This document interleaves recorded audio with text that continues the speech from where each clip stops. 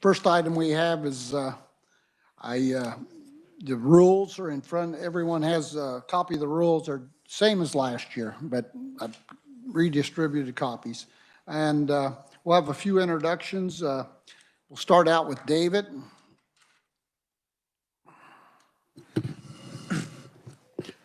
Thank you, Mr. Chairman. Yes, I'm David Weiss with the Revisor's Office. I'll be the primary staff for the Revisor's Office on the committee this year, along with Scott Abbott in our office. We'll be staffing. So if you have any, bill requests, amendment requests, proviso language, anything to that, just contact us. We can get you squared away. So thank you. Thank you, David. Next, we'll have Amy.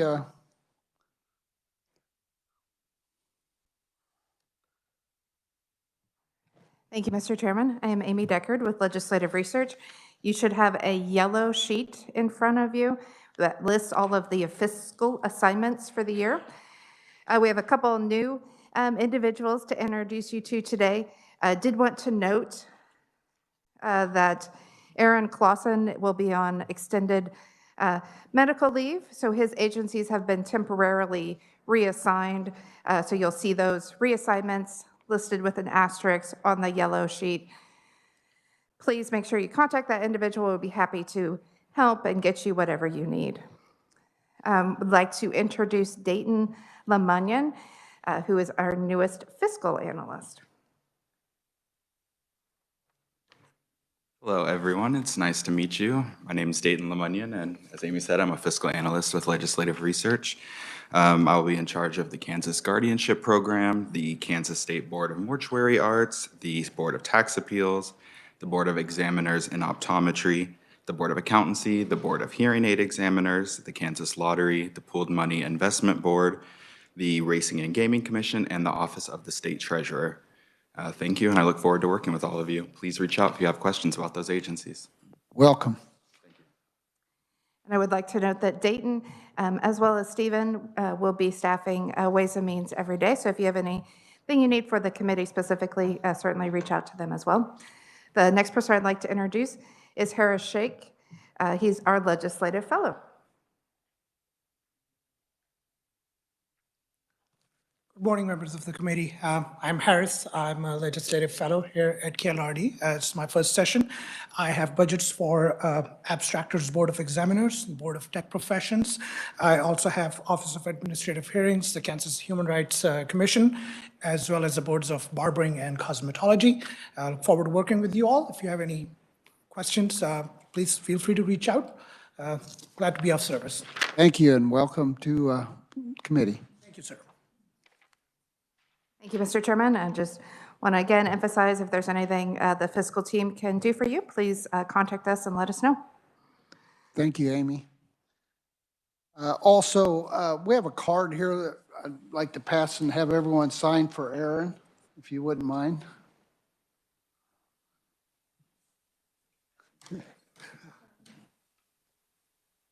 Senator Petty.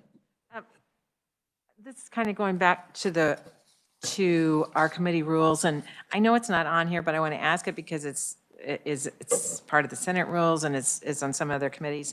So I don't see reflected here about, I just see one place about voting, but there have, in some of my committees, and I know there's a number of chairs here, that if we're working a bill, you can't be part of the, make any kind of motions or anything if you're not here in person. Would that be true here? I think that's a Senate rule for all committees, isn't it? It's not, I'm just wanted to make sure, okay. No, but that's correct. If you want to participate, you're going to have to be here in the room.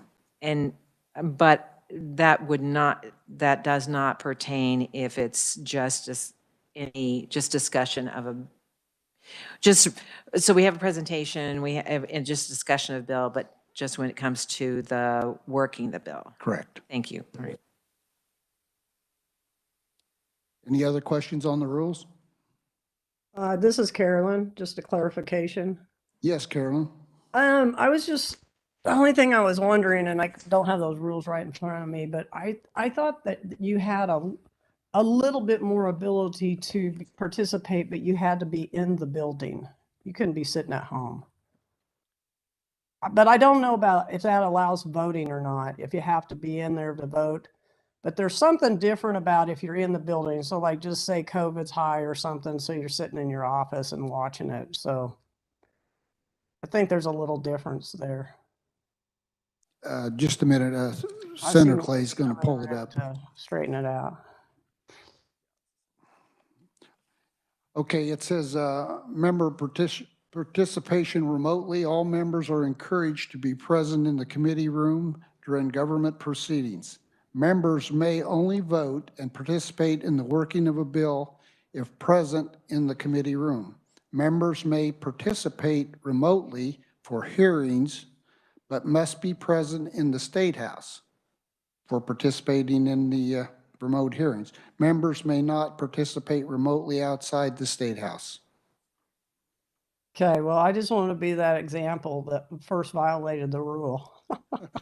Thank you. Thank you for the clarification. Any other questions? Senator Saltram. Thank you, sir. Yesterday, we had this similar discussion, and the question was, what does participation mean? So if someone is outside, a senator is outside the building, in the other committee, there was an indication that they could observe the meeting.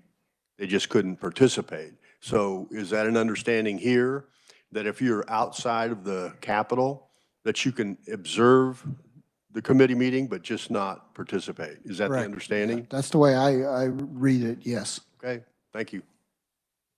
So in other words, Carolyn's participating today and she's not here. But if we were voting on something or something, she couldn't participate as far as that type stuff or give an amendment or, so forth. Just Senator to Petty. follow up on that. So you can't, so You could watch. I mean, you can, well, we could always watch. I mean, everybody can watch. well, that's, But the participation part is, I mean, because we're getting those WebEx things, so you could participate, but you can't participate if we're working or voting on a bill. correct. Senator Hawk. Thank you, Mr. Chairman. I'm assuming if we were outside the building but WebExing, but if we were giving testimony, if we're doing testimony, Mr. Chairman, that we could give testimony. We just couldn't participate by making comments or asking questions. Oh, everybody but me. Because I will be gone next week as I'm taking care of my spouse after surgery.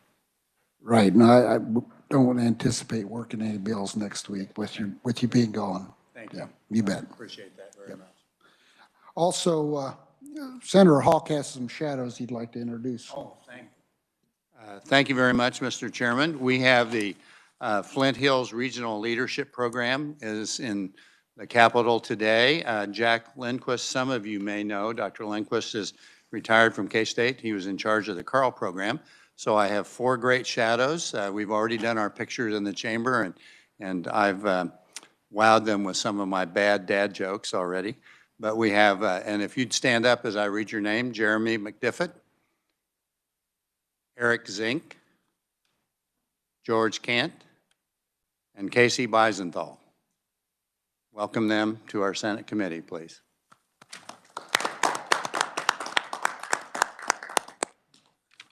Thank you for coming today and welcome to Ways and Means. Next item we have on the agenda is bill introductions. Does anyone have any bills to introduce? Seeing none, we'll move on. First item we have is presentation of the educational consensus caseloads. Gabrielle Hall, the fiscal analysis for Legislative Research Department. Gabrielle, welcome to committee. Thank you, Mr. Chair. Good morning, committee. My name is Gabrielle, and I'm the KLRD fiscal analyst assigned to the K-12 education budget. I will be working off the lavender sheet in front of you today. We'll start on the very left column and work our way towards the right.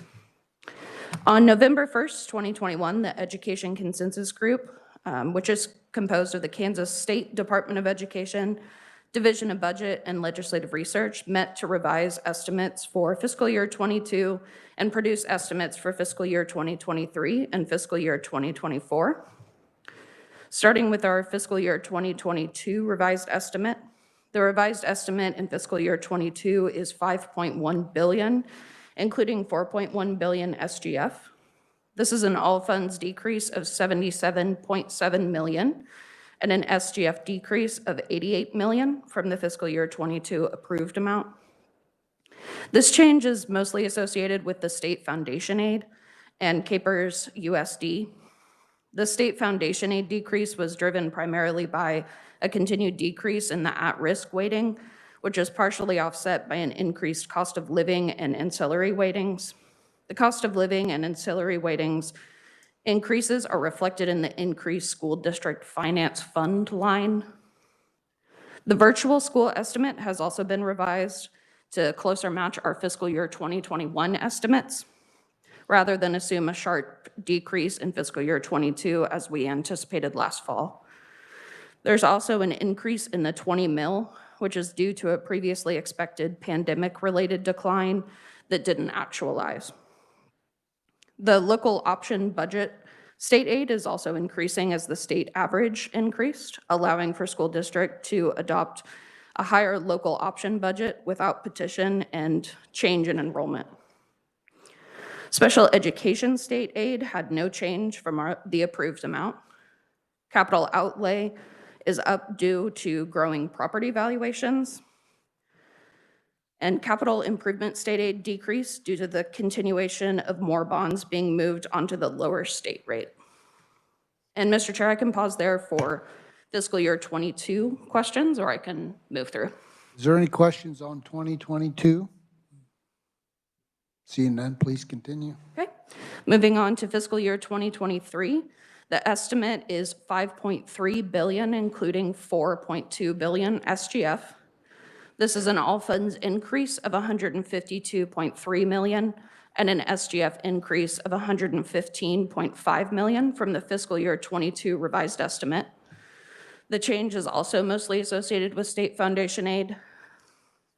The increase of $108.9 million with $75.3 million SGF reflects the increase in unweighted FTE from fiscal year 22 as students start to return to in-person. We also expect a rebound in at-risk weighting. We've seen a decrease over time, and we do expect a little bit of an increase starting in fiscal year 23.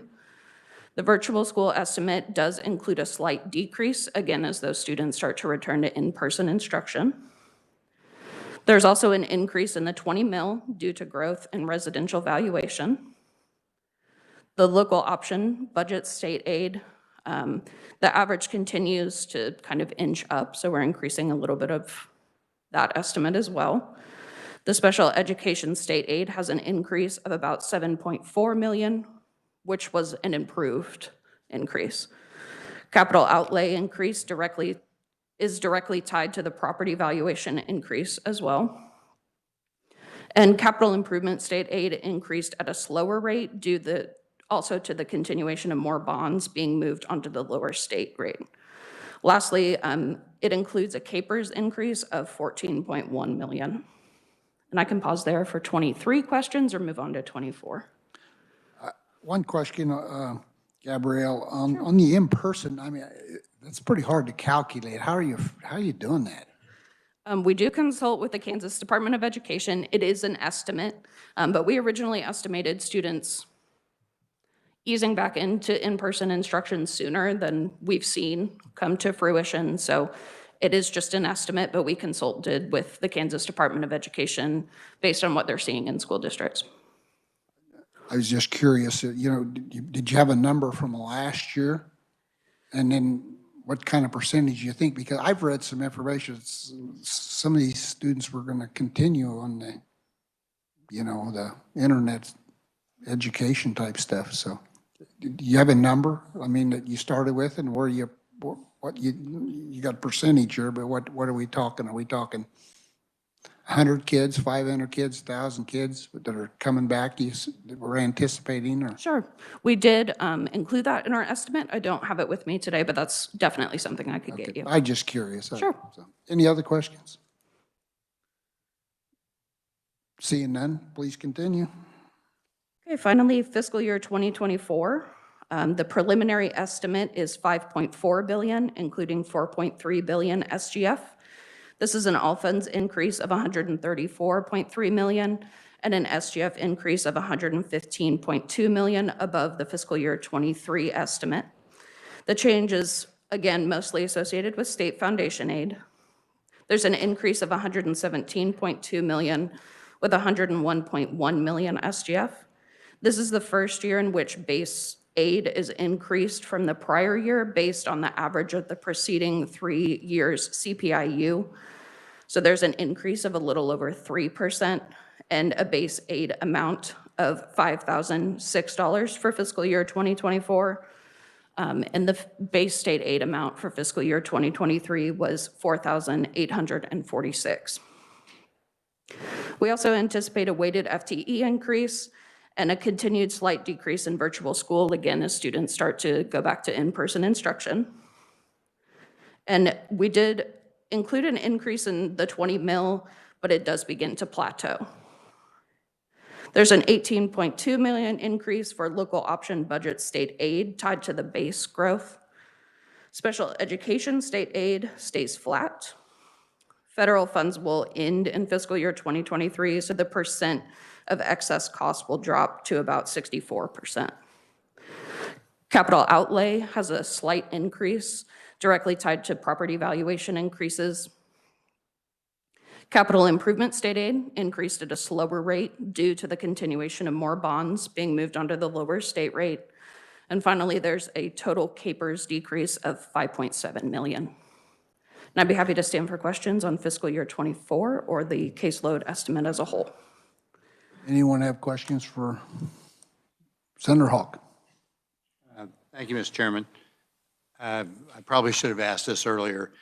And I think I'm correct in that we don't have free and reduced lunches.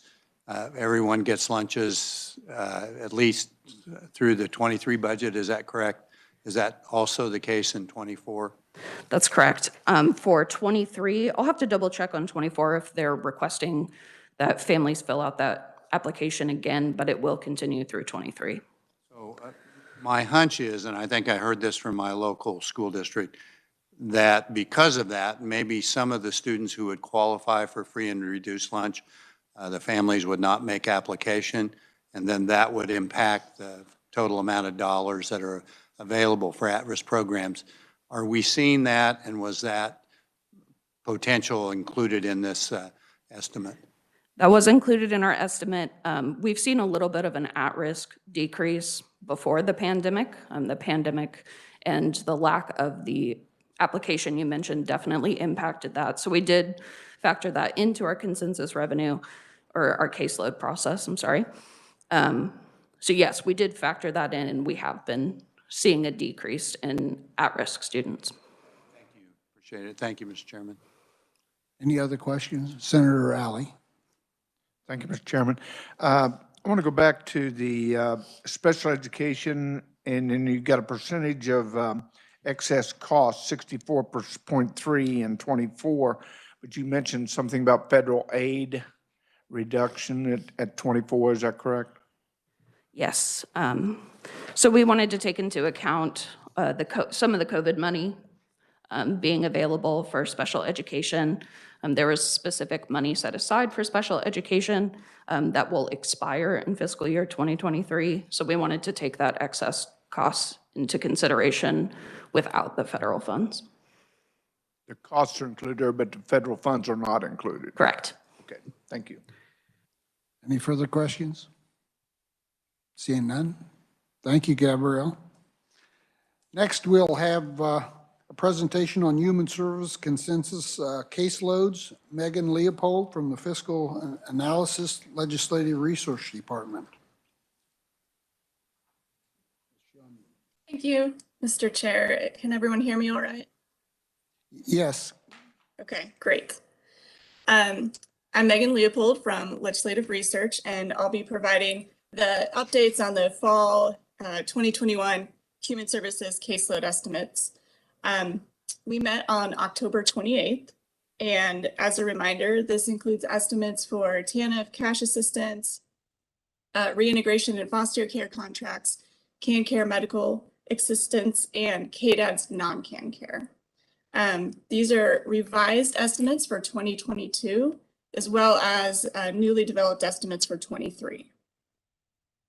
So the starting point for our estimates for fiscal year 22 were the budget bills passed by the legislature in 2021 legislature. So that was House Bill 2007 and Senate Bill 159. And these bills did include the estimates that we made in the spring.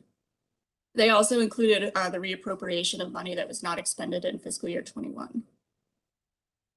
In fiscal year 2022, the revised estimate for all human services consensus caseloads is $4 billion, all funds. That includes 1.1 billion SGF. This is an all funds decrease of 72.5 million, and that includes a decrease of 173.2 million SGF. And again, that's below the budget that was approved by the 21 legislature. For TANF, the estimate is 9 million, and that's all federal funds. This is a decrease of 1.9 million.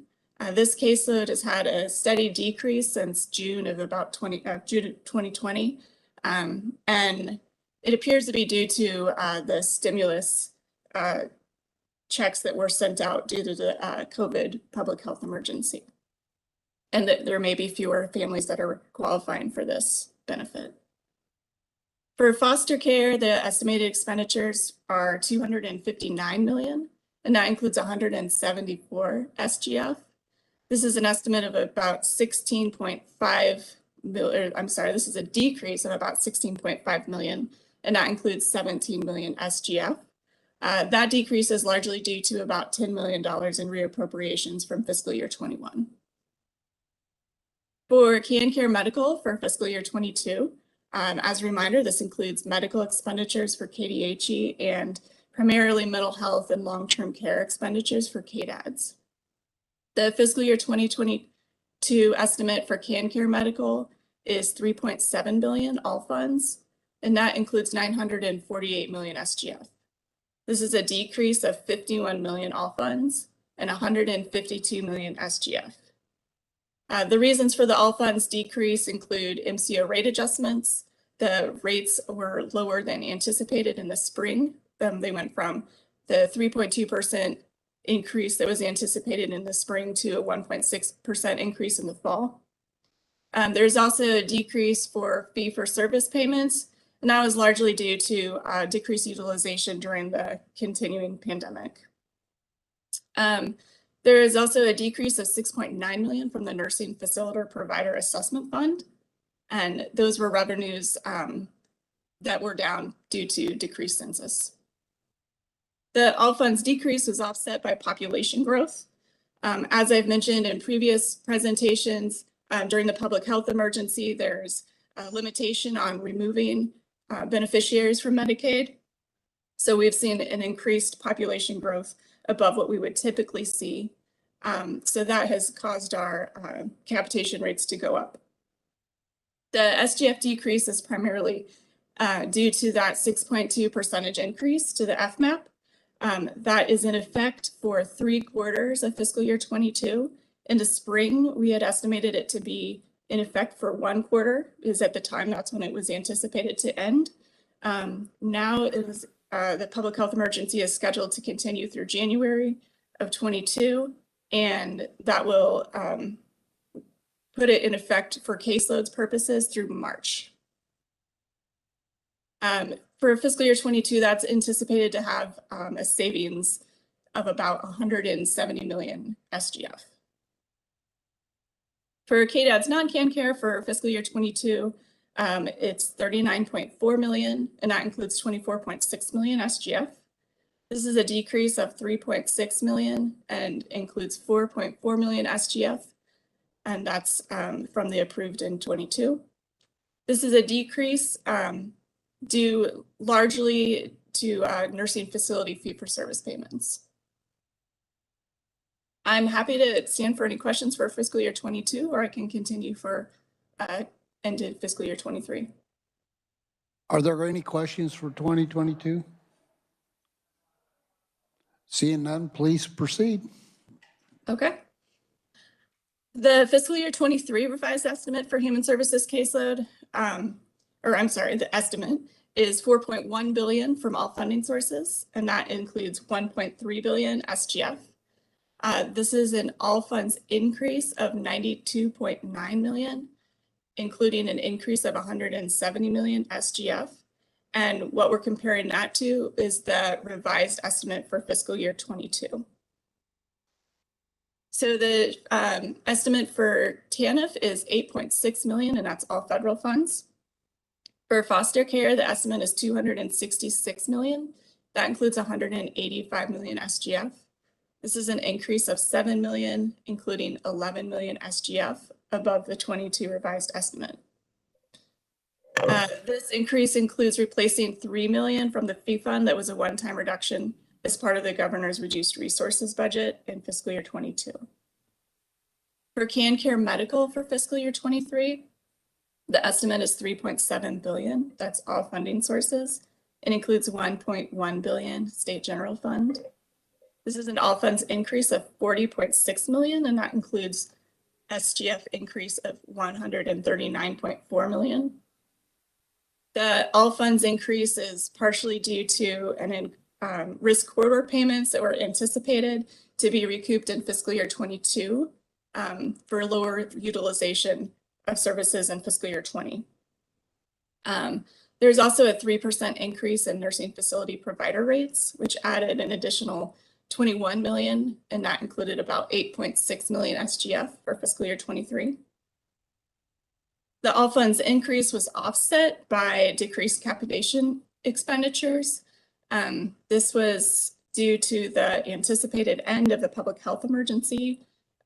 Guidance from CMS at this point allows states 12 months to complete redeterminations for all of the individuals that were on Medicaid that have not been having redeterminations due to the stipulations of the 6.2% increase to the FMAP. So while the public health emergency is anticipated to end in March, we would anticipate that the capitation rates, the population rates will go down steadily throughout that next 12 months. This is also the all funds increase is also offset by the discontinuation of the health insurance provider fee. This included a payment of $94.9 million in fiscal year 22. The SGF increase for fiscal year 23 is largely due to the end of the 6.2% percentage point for the FMAP. Again, this was in effect for the first 3 quarters of fiscal year 22, but is not included in the estimates for fiscal year 23. This increased the state share by about 4.83% for the FMAP between fiscal year 22 and fiscal year 23. For KDAD's non-can care for fiscal year 23, the estimate is 85.1 million. That includes 44.2 million SGF. This is an increase of 45.7 million, and that includes 19.6 SGF for fiscal year 23. Increase is largely due to the inclusion of PACE non-medical expenditures in the caseload estimating process for fiscal year 23. Prior to fiscal year 23, only the medical expenditures for PACE have been included in caseloads. However, now, starting in fiscal year 23, all PACE expenditures will be included, and that also includes a 6.5% increase to rebase PACE rates. I'm happy to stand for any questions. Thank you, Megan. I guess one question that I have is on the foster care, your amounts went down. Did we just have less children in foster care, or why was that change? Mr. Chair, if it's all right with you, I'll pass that question to Sharday, who can better answer that. That'd be fine, thank you. Hello, Mr. Chair and members of the committee. My name is Sharday Kane, and I have the Department for Children and Families as one of my budgets. The number of foster care children is going down, but the level of acuity or the level of assistance that they are receiving is going up. So that's why a portion of that number is offset by that. Do you have a number on the number of decreased in the foster care? Not on hand, but I can get that to you. Okay, that'd be great, thank you. I guess the other question I have is with the FMAP change, Megan, it looks like it's going to be 10.5 million, and this is going to come from the HMO privilege fee? So the FMAP for fiscal year 22, there is the 6.2% increase to what the federal government pays. So that created a 6.2% decrease for what we are funding through the state general fund. So in fiscal year 22, having that in effect for 3 quarters created a savings of about 170 million. And then that savings is not seen in fiscal year 23 because the FMAP will go back, is anticipated to go back to its base rate. Okay, but it says here there is an increase of 10.5.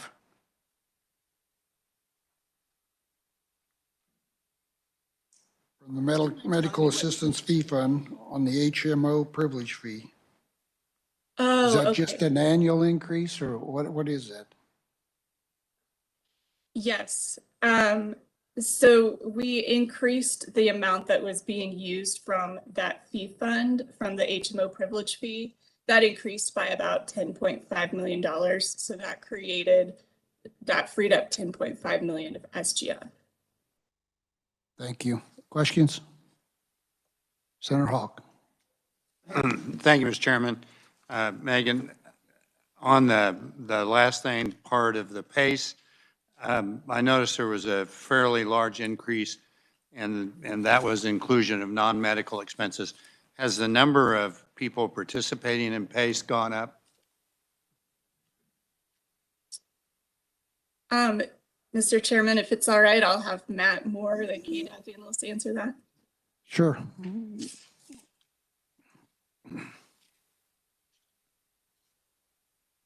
Good morning, Mr. Chair, members of the committee. I can double check what the exact current number is, but there has been a kind of a steady increase in PACE. I think the last time I checked it was roughly around 700 people, but I can check to see what that increase is, but it's steadily increased over the last several years. Thank you. I'm no rush on that, but I'd like to kind of know what the participation is and what that steady increase has been. Thank you, Mr. Chairman. Senator Petty, do you have a question? I might just follow up on that PACE at the CanCare oversight. It was mentioned that there's a large increase of interest in PACE. It's because of the maximum amount of money that can be kept. I just wanted to, Megan, you had, because of the FMAP change, that when you said the increase in the SGF, that's that 170 million, correct?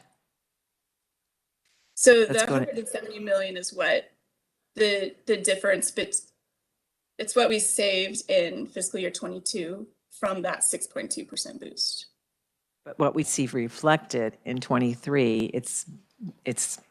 that's why we have that 170. That's why we have the 170 increase, because we're now paying it. Before it was offset by the FMAP increase, correct? Right. Yeah. Roughly for each quarter of that 6.2% increase, there was about 60-ish million dollars that was saved. So it's generally about $60 million per quarter is what you'll see going forward that we'll be paying, that we hadn't been paying. Thank you. Any other questions? Seeing none, thank you, Megan, and your staff. Committee, that's all we had on the agenda for today, so we are adjourned.